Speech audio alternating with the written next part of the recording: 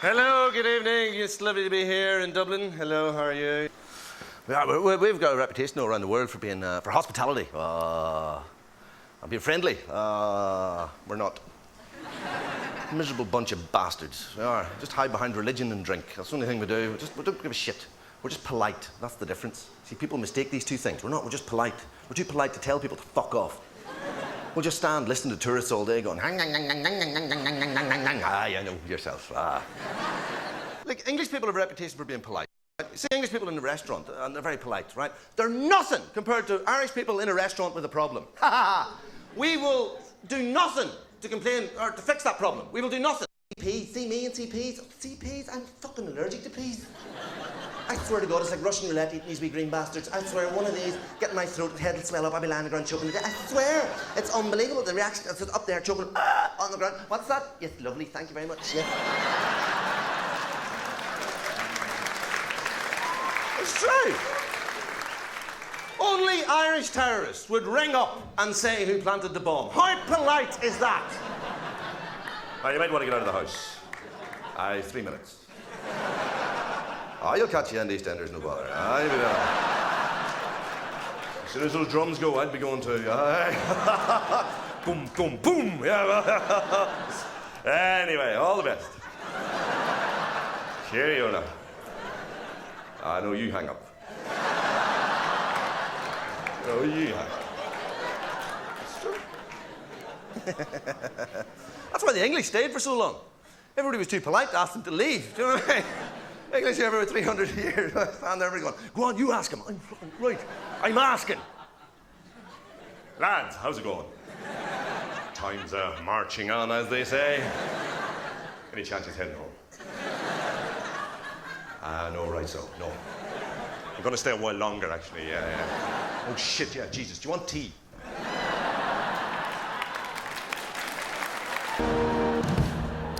Gay sex, right? I'm one of those lady-liking heterosexual type of individuals, but I have to say, I am fascinated by gay sex. I really am. And I just talk about it for a minute, and it's not actually the sex part I want to talk about.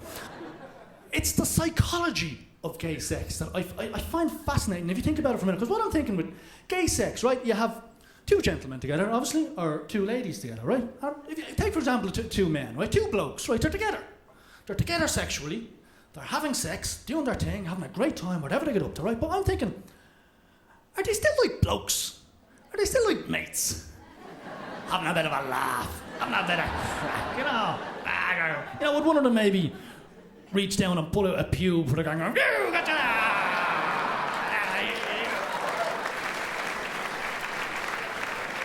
You know that programme Top Gear? It's a great programme. It's fantastic. It's a real blokes programme. And I love watching it. I love all the stuff they do and all the little comparison tests they do. But basically, it's a load of rubbish. I mean, the stuff Jeremy Clarkson is looking for in a car, you know, when he's driving his car, nobody is looking for the kind of things he's looking for in a car. You don't have people walking into a car showroom and, you know, the salesman comes up and goes, you know, can I help you, sir? And I go, well, I'm rather hoping you can. I hope you have something to suit my needs. What I'm looking for now is, you see, I live on one end of a disused runway.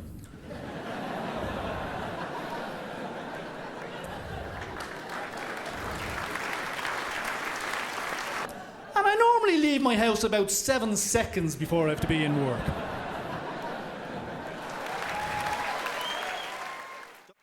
I have a pretty bad short-term memory, and that's why I enjoy watching Sky News. It's the channel for me. Welcome back to Sky News, 24/7 news. That's 7 minutes of news stretched over 24 hours. Going back to another story, the Chancellor of the Exchequer, Gordon Brown, was speaking at the London School of Economics this afternoon, where he predicts that consumer confidence will be low for the second and third quarters of 2005. Now, they're talking to Sky News viewers, and they're talking about low consumer confidence. And I'm there watching, I keep picturing some guy in my head when I hear low consumer confidence, some guy walking into a spar shop going, hello? Do you mind if I come in? I've money. But the great thing about Sky News is that, they have a different style, as regards their weather forecaster. Francis Wilson, he gets paid a phenomenal amount of money for doing 1 minute's work every hour. I mean, that's just a perfect job. That's a job for a workaholic. A guy who, when you mention work to him, he gets drunk. Hello. Bit of a cold day we had today in northern parts, but it was a bit moist and clammy, especially around the south.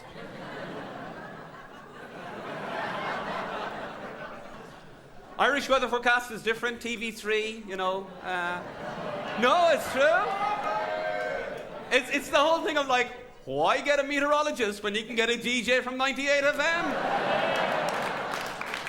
Ho-ho! Hey! My suit controls me!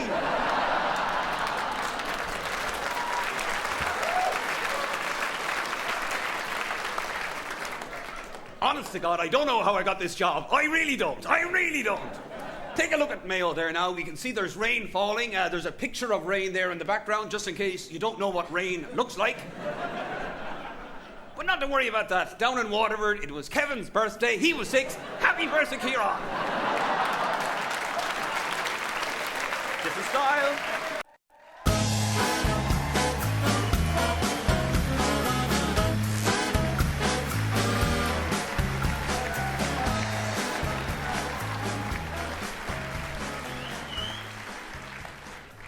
It's funny because, I think we are a nation of alcoholics, but we're also the nation that gave the world the pledge.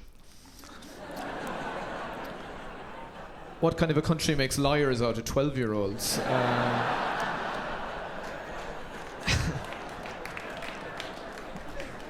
That's what I do. I think the Irish, we definitely, pull our weight with drinking. But it's always interesting the kind of image that nations have of themselves. For example, I met this American on a plane, and the American said, well, of course, we Americans were well known for our drinking. And I said, are you now? And he said, the Yanks were a party people. We like to go out and crack a cold one. Now, the first time I heard that phrase, I thought it was a reference to necrophilia. One phrase they have in America, we have it as was. When I noticed this, and the phrase is, I was pissed. Americans say that as well. But in America, that means something different. I was pissed means I was angry. Different meaning entirely. I was wondering whether the Incredible Hulk was actually an Irish idea. Because it's about this guy who gets so pissed he turns green.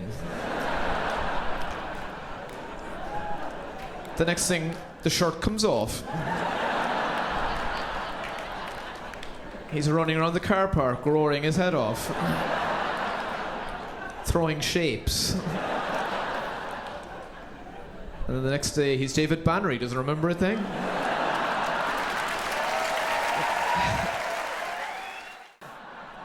I was reading in the papers about the Americans, and they're saying, how are we going to apologise to the Native Americans for the genocide? That was the Irish go, look lads, we were hammered. I'm not going to lie to you, if it's any consolation, we're dying this morning.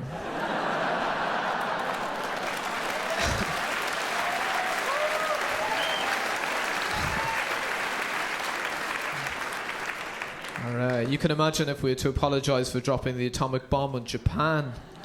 Oh, we fucking didn't.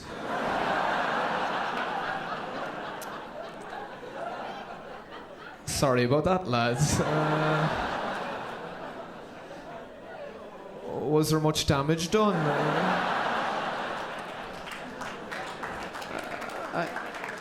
I didn't sing, did I?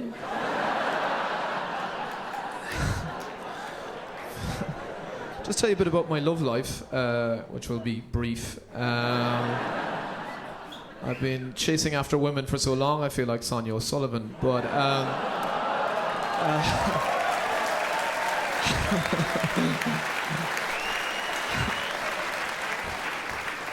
This means I can never go back to Cork, you understand? But I went home to Cork recently. I go home every so often. You go back to see your parents, spend some quantity time.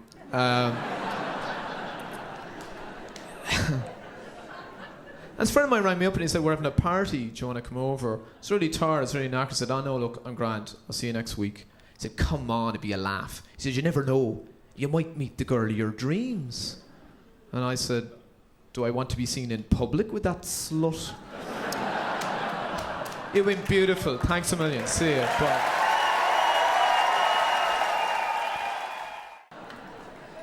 I still find it difficult to relate to people at this stage of my life. It's an awful thing. Men, they are a minefield.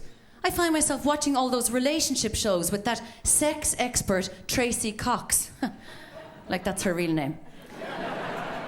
Tracy is that Australian woman who gives tips like, now I want you both to go home, get drunk, and play Twister. She is an awful woman. It is all bullshit, but still, I watch it. I am so desperate for tips. She gives tips that are no good for the Irish market. She says things like, now, if you want to broaden your social circle, you've got to try something new. Why not try and meet someone at an ice rink or an art gallery?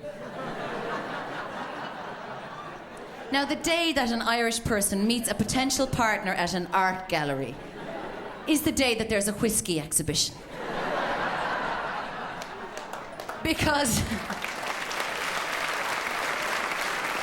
we do not like to make ourselves emotionally vulnerable enough to say something revealing like, I like you. Unless we are drunk and it is dark. Which I think is a terrible shame because we are a sexy people. Look around the room. Look at each other. We're Celts, for God's sake. We're Celts. This is the constant state of the face of the Celt. Look. Teeth bared, ready to rip the clothes off other Celts as soon as look at them. We are a sexy people, ladies and gentlemen. So why don't we have the sexy reputations of our Latin counterparts? I'll tell you why. Because the bodies let us down, don't they? When an Irish person takes their clothes off, it's less like tantalisingly revealing the beautiful gift of your naked body.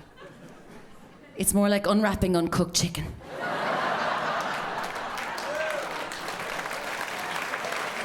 It is not that we are not a sexy people, ladies and gentlemen. It is that we are cautious. We are afraid of getting salmonella off each other.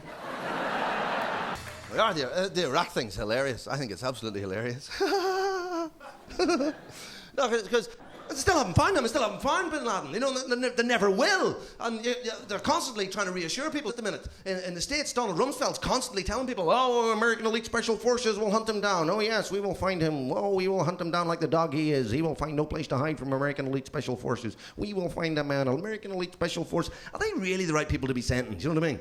They were looking for the A-team for years.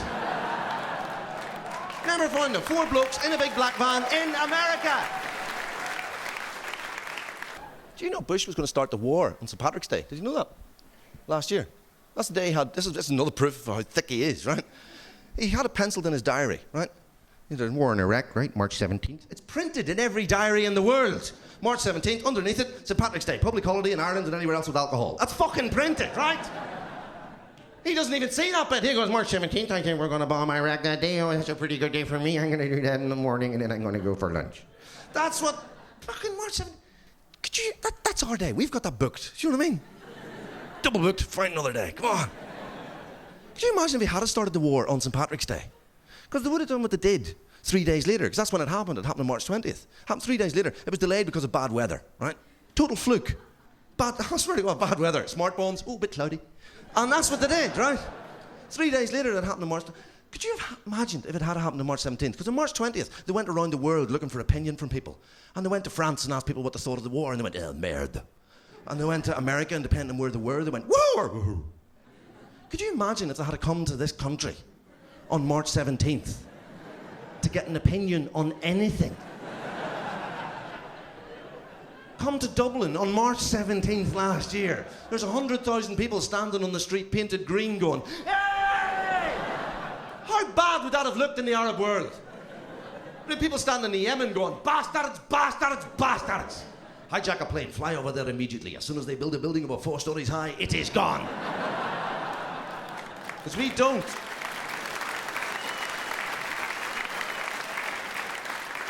In this country, we do not like high-rise. We do not fucking like high-rise buildings. You can count the number of high-rise buildings in Dublin in one hand. We don't like it. We're a bit suspicious about it. We'll build them for the English, but we won't fucking have them here. See that Gherkin building in London? The big Gherkin building, the new one? That would never be built in Dublin. That would never. That would be on its side, sausage roll. That's what that would be. I tell you. We're still, seriously, don't go up and that, you'll fall off. It's fucking, I swear to God. But Twin Towers, when Twin Towers happened, there were people in this country seriously going, I fucking told you! What did I tell you? Twin Towers, my hole. Bungalows, that's what you want. Fucking twin bungalows. 2 big bungalows, 25 miles square, the 2 of them. 1 door in, 1 door out. We'll call it Drogheda. I'd love to see that I could fly a plane into that.